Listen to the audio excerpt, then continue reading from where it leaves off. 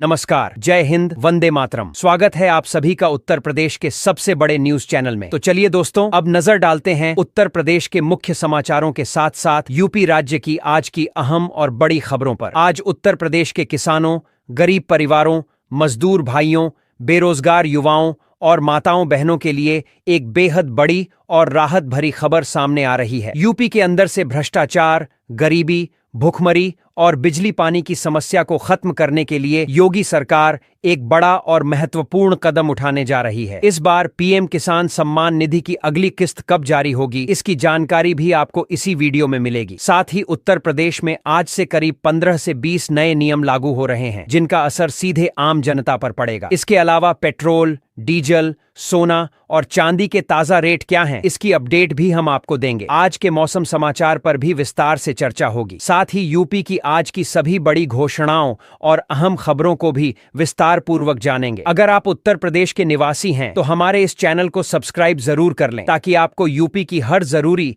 और बड़ी खबर सबसे पहले मिल सके। सरकार की जिन योजनाओं का लाभ आप ले रहे हैं, उन योजनाओं को लेकर भी कई बड़े बदलाव किए गए हैं। यदि आपने इन नियमों को नहीं समझा तो आप कई योजनाओं से बाहर भी हो सकते हैं। इसलिए इन नए नियमों की जानकारी आपके लिए बेहद महत्वपूर्ण है। तो आखिर ये नियम क्या हैं? क्या ये आपके ऊपर लागू होंगे या नहीं? इसका पूरा सच जानने के लिए आपको यह वीडियो अंत तक देखना होगा। हर नियम और हर जानकारी आपको एक एक करके विस्तार से बताई जाएगी, इसलिए वीडियो में अंत तक जरूर बने रहिएगा, क्योंकि आपके फायदे से जुड़ी सभी अहम खबरें आपको यहीं विस्तृत रूप में मिलने वाली हैं। तो चलिए अब आपको यूपी की आज की महत्वपूर्ण और बड़ी खबरें फटाफट बता देते हैं।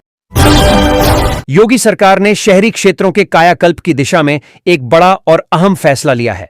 उत्तर प्रदेश कैबिनेट ने शहरी पुनर्विकास नीति 2026 को मंजूरी दे दी है, जिसके तहत प्रदेश की बेकार और जर्जर हो चुकी संपत्तियों को तोड़कर उनकी जगह आधुनिक भवनों का निर्माण किया जाएगा। इस नीति के अंतर्गत 25 साल से अधिक पुराने जर्जर भवनों और 3 साल से बंद पड़ी औद्योगिक इकाइयों को ध्वस्त कर नई हाउसिंग सोसाइटी और अपार्टमेंट बनाए जा सकेंगे। सरकार का कहना है कि इससे न केवल शहरों की सूरत बदलेगी, बल्कि सुरक्षित आवास और बेहतर शहरी ढांचा भी विकसित होगा। योजना के लिए न्यूनतम 2000 वर्ग मीटर भूमि होना अनिवार्य रखा गया है। कैबिनेट के अनुसार यह नीति शहरी अव्यवस्था को खत्म करने और योजनाबद्ध विकास को बढ़ावा देने में अहम भूमिका निभाएगी। वाराणसी से एक चौंकाने वाली तस्वीर सामने आई है, जहां जर्जर बिजली के खंभों को बदलवाने के लिए समाजवादी पार्टी के कार्यकर्ताओं ने अनोखा और प्रतीकात्मक विरोध प्रदर्शन किया। सिर गोवर्धनपुर वार्ड नंबर 23 में पिछले करीब 2 वर्षों से जर्जर हालत में खड़े बिजली के खंभे किसी बड़े हादसे का कारण बन सकते हैं, लेकिन शिकायतों के बावजूद बिजली विभाग की ओर से कोई ठोस कार्रवाई नहीं की गई। आरोप है कि जब विभाग ने फंड की कमी का हवाला दिया तो सपा नेता अमन यादव अपने समर्थकों के साथ भीख मांगते हुए बिजली कार्यालय पहुंचे और इकट्ठा किए गए करीब 2000 रुपए एसडीओ को सौंपने की कोशिश की। बताया जा रहा है कि एसडीओ ने पैसे लेने से इनकार करते हुए कथित तौर पर अभद्रता भी की। इस पूरे मामले ने बिजली विभाग की कार्यप्रणाली और लापरवाही पर सवाल खड़े कर दिए हैं। वहीं आगरा में आयोजित होने वाले ताज महोत्सव को लेकर तैयारियां तेज हो गई हैं। 18 फरवरी से शुरू होने वाला ताज महोत्सव इस बार नए स्वरूप में आयोजित किया जाएगा। यह महोत्सव अब शिल्पग्राम के बजाय I love Agra selfie point के पास करीब 4 एकड़ के नए मैदान में आयोजित होगा। मंडलायुक्त शैलेंद्र कुमार सिंह ने बताया कि इस बार महोत्सव में करीब 500 स्टॉल लगाए जाएंगे, जहां देश भर के शिल्पकार और कलाकार अपनी कला का प्रदर्शन करेंगे। प्रवेश शुल्क 50 रुपये ही रखा गया है। बैठक में पार्किंग, सुरक्षा व्यवस्था और महोत्सव में प्रस्तुति देने वाले मशहूर कलाकारों की सूची को लेकर भी विस्तृत चर्चा की गई है। प्रयागराज से एक प्रेरणादायक खबर सामने आई है, जहां अदम्य साहस और मानवता की मिसाल पेश करने वाले 3 स्थानीय नागरिकों को प्रशासन ने सम्मानित किया है।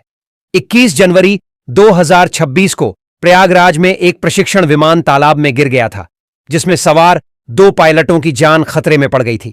इस दौरान बिना अपनी जान की परवाह किए पंकज सोनकर, लाल साहब निषाद और आलोक यादव ने तालाब में छलांग लगाई और डूबते हुए दोनों पायलटों को सुरक्षित बाहर निकाल लिया। इस वीरता के लिए जिलाधिकारी मनीष कुमार वर्मा ने तीनों नागरिकों को सम्मानित करते हुए प्रत्येक को 1-1 लाख रुपए की प्रोत्साहन राशि प्रदान की। प्रशासन ने कहा कि इन लोगों का साहस समाज के लिए प्रेरणा है और ऐसे नागरिक ही आपदा के समय सच्चे नायक बनते हैं। वहीं राजनीतिक बयानबाजी को लेकर असम के मुख्यमंत्री हिमंता बिस्वा शर्मा पर एक बार फिर तीखी टिप्पणी सामने आई है। संभल से समाजवादी पार्टी के सांसद जियाउर रहमान बर्ग के पिता मौलाना ममलूक उर रहमान बर्ग ने हिमंता बिस्वा शर्मा के बयानों की कड़ी आलोचना की है। उन्होंने कहा कि असम के मुख्यमंत्री को मुसलमानों से नफरत है और उनका एजेंडा मुस्लिम समुदाय को देश से बाहर निकालने का है। मौलाना ममलूक उर रहमान ने कांग्रेस नेताओं की उस टिप्पणी का भी समर्थन किया जिसमें हिमंता बिस्वा शर्मा को हिंदू जिन्ना कहा गया था। उनके इस बयान के बाद राजनीतिक हलकों में तीखी प्रतिक्रियाएं सामने आने लगी हैं और बयान को लेकर सियासी माहौल गर्मा गया है। इधर उत्तर प्रदेश में ईंट भट्ठा उद्योग से जुड़ी बड़ी राहत की खबर सामने आई है। योगी कैबिनेट ने ईंट भट्ठा नियमावली में संशोधन को मंजूरी दे दी है, जिससे लंबे समय से बंद पड़े करीब 4000 ईंट भट्ठे दोबारा संचालित हो सकेंगे। प्रदूषण नियंत्रण बोर्ड की अनुमति न होने के कारण जिन भट्ठों को अवैध घोषित किया गया था, अब यदि उनके संचालक वर्ष 2012 से पहले का कोई भी वैध सरकारी दस्तावेज प्रस्तुत करते हैं तो उन्हें नियमित माना जाएगा।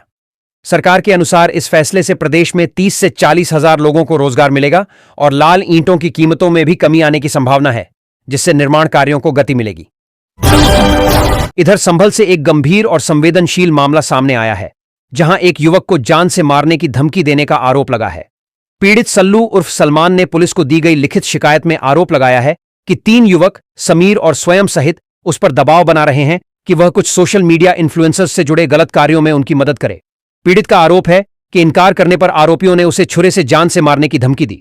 सलमान ने पुलिस से अपनी जान की सुरक्षा और आरोपियों के खिलाफ सख्त कार्रवाई की मांग की है। पुलिस का कहना है कि शिकायत के आधार पर मामले की जांच की जा रही है और जल्द ही आवश्यक कार्रवाई की जाएगी। वाराणसी स्थित काशी हिंदू विश्वविद्यालय में गुरुवार को उस वक्त हालात बेकाबू हो गए जब 2 छात्रावासों के छात्रों के बीच हिंसक झड़प हो गई। देखते ही देखते मामूली विवाद ने उग्र रूप ले लिया और दोनों पक्षों के बीच जमकर मारपीट और पत्थरबाजी शुरू हो गई। इस हिंसा में एक पीजी छात्र गंभीर रूप से घायल हो गया, जिसे इलाज के लिए अस्पताल में भर्ती कराया गया है। हालात की गंभीरता को देखते हुए डीसीपी काशी के नेतृत्व में भारी पुलिस बल तैनात किया गया। करीब 500 पुलिसकर्मियों ने पूरे कैंपस में सर्च ऑपरेशन चलाया और ड्रोन कैमरों से निगरानी की गई। पुलिस ने एहतियातन बिरला सी हॉस्टल के 11 कमरों को सील कर दिया है। फिलहाल परिसर में स्थिति नियंत्रण में बताई जा रही है, जबकि विश्वविद्यालय प्रशासन और पुलिस मामले की जांच में जुटी हुई है।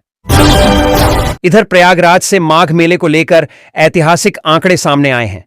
इस बार माघ मेला केवल धार्मिक आयोजन ही नहीं, बल्कि एक मिनी कुंभ का रूप लेता नजर आ रहा है। आंकड़ों के मुताबिक 27 जनवरी तक महज 1 महीने में करीब 18 करोड़ श्रद्धालु संगम में आस्था की डुबकी लगा चुके हैं, जबकि पहले पूरे साल में यह संख्या लगभग 5 करोड़ के आसपास रहती थी। पर्यटन विभाग का कहना है कि श्रद्धालुओं की इस रिकॉर्ड संख्या ने सभी पुराने रिकॉर्ड तोड़ दिए हैं। अधिकारियों के अनुसार 2025 के महाकुंभ में लगभग 70 करोड़ श्रद्धालु पहुंचे थे। माघ मेले में लगातार बढ़ रही भीड़ से स्थानीय व्यापार, होटल उद्योग, परिवहन और रोजगार के अवसरों में भी भारी वृद्धि देखने को मिल रही है, जिससे प्रयागराज की अर्थव्यवस्था को बड़ा लाभ हुआ है। प्रयागराज मंडल के किसानों के लिए राहत और खुशखबरी की खबर सामने आई है। बीते 2 वर्षों में यहां के किसानों की आमदनी में रिकॉर्ड बढ़ोतरी दर्ज की गई है और उनकी आय 7 गुना से अधिक हो गई है। आंकड़ों के मुताबिक वित्तीय वर्ष 2023 से 24 में जहां कृषि उत्पादों का निर्यात करीब 6 करोड़ रुपए था, वहीं 2025 से 26 में यह आंकड़ा बढ़कर 47 करोड़ रुपए तक पहुंच गया है। प्रतापगढ़ का आंवला अब कनाडा और दुबई जैसे देशों में अपनी पहचान बना रहा है, जबकि इलाहाबादी अमरूद और भिंडी अरब देशों में काफी लोकप्रिय हो रहे हैं। अधिकारियों का कहना है कि अंतर्राष्ट्रीय बाजार में बढ़ती मांग से किसानों की आमदनी के साथ साथ क्षेत्रीय अर्थव्यवस्था को भी बड़ा फायदा मिल रहा है।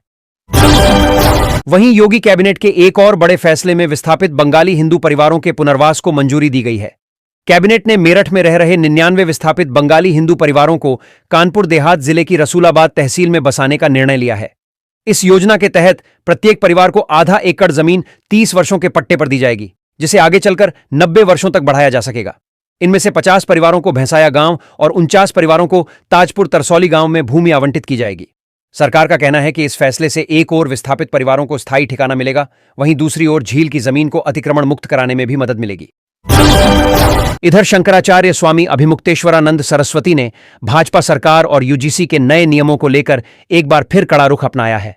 11 दिनों तक प्रयागराज के माघ मेले में धरना देने के बाद शंकराचार्य वाराणसी पहुंचे, जहां उन्होंने सरकार और प्रशासन पर तीखा हमला बोला।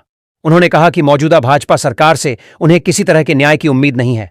स्वामी अभिमुक्तेश्वरानंद ने यूजीसी के नए नियमों को सनातन धर्म के लिए खतरा बताते हुए आरोप लगाया कि ये नियम हिंदू समाज को बांटने का काम कर रहे हैं। उन्होंने सुप्रीम कोर्ट के हालिया फैसले का समर्थन करते हुए कहा कि अगर जरूरत पड़ी तो गौरक्षा के नाम पर सख्त कदम उठाए जाएंगे और बुलडोजर चलाने तक की चेतावनी दी। उनके इस बयान के बाद धार्मिक और राजनीतिक हलकों में नई बहस छिड़ गई है। वहीं लखनऊ रेंज के आईजी किरण एस ने गुरुवार को सीतापुर जिले का दौरा कर पुलिस प्रशासन की तैयारियों और व्यवस्थाओं का जायजा लिया। इस दौरान उन्होंने एसपी कार्यालय और पुलिस लाइन का निरीक्षण किया और अधिकारियों को आवश्यक दिशा निर्देश दिए। आईजी किरण एस ने बीट पुलिसिंग को और अधिक प्रभावी बनाने के लिए यक्ष ऐप के उपयोग पर विशेष जोर दिया। उन्होंने कहा कि तकनीक के माध्यम से हिस्ट्री शीटरों का पूरा डाटा ऑनलाइन किया जाए ताकि अपराधियों पर प्रभावी निगरानी रखी जा सके। इसके साथ ही उन्होंने साइबर ठगी के मामलों में पीड़ितों की राशि जल्द से जल्द वापस दिलाने को पुलिस की प्राथमिकता बताया।